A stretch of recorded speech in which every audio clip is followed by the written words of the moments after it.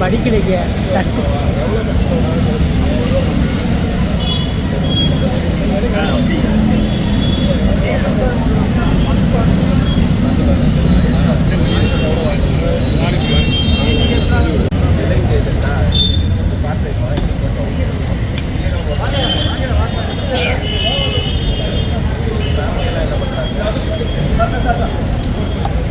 வணக்கம்.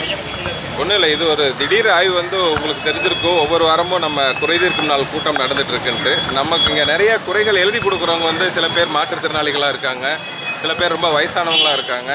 ஸோ அவங்க என்ன மாதிரியான அவங்களுக்கு என்ன உதவிகள் பண்ணலாம் அப்படிங்கிற ஒரு 20-30 பேர் ஒரு பெரியவர்லாம் சுமார் 20 வருஷமாக இங்கே எழுதிட்டு இருக்காரு இங்கே நம்ம தாலுகா ஆஃபீஸில்.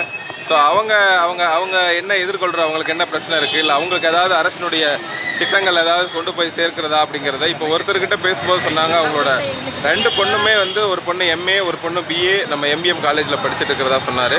ஸோ 2 பேருக்குமே வந்து நம்மளுடைய முதலமைச்சருடைய புதுமை பெண் திட்டத்தில் 2 பேருக்கும் 1000 ரூபா வருது அப்படின்னு சொன்னார்.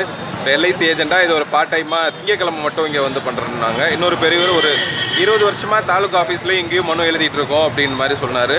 ஸோ அவர்கிட்ட நம்ம ஓய்வூதியம் வருதா அப்படிங்கிறத அவரோட இதுவும் கிரிவன்ஸையும் கேட்கறதுக்காக தான் வந்திருந்தோம்.